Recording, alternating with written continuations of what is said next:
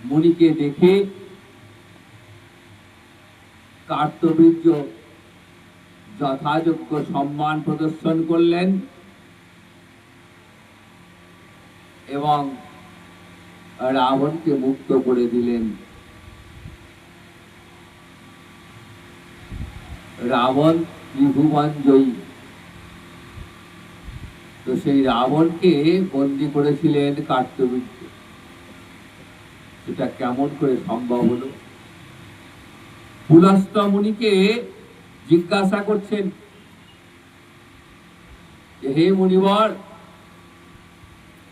ইন্দ্র সহ সকল দেবতা যেখানে রাবণের কাছে পরাজিত হয়েছে, সেখানে রাবণ কিভাবে কার্তবীর্যের কাছে পরাজিত হলেন? আপনি কৃপা করে সেই ঘটনা বলুন। তখন পুলস্ত্য মুনি নারদের কাছে কার্তবীর্যের জন্ম রহস্য বর্ণনা করলেন। এই কার্তবীর্য কে ছিলেন? কার্তবীর্য ছিলেন কৃতবীর্যের পুত্র। পুরাকালে ত্রেতা যুগে হৈহয় বংশে কৃতবীর্য নামে এক রাজা ছিলেন।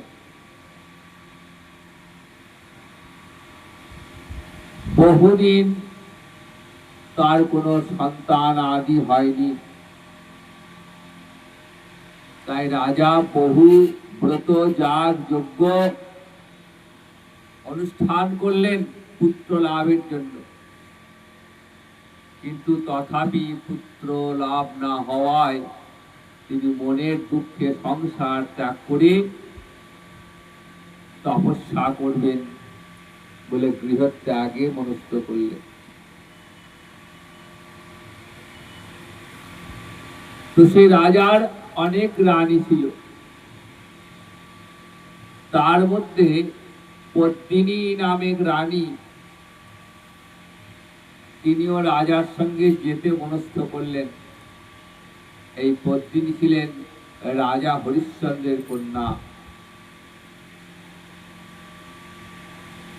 রাজা পদ্মিনীকে নিয়ে মন্দার পর্বতে গেলেন, 10,000 বছর সুকঠোর তপস্যা করলেন, কিন্তু তারপরেও কার্তবীর্য সন্তান সুখ পেলেন না। তখন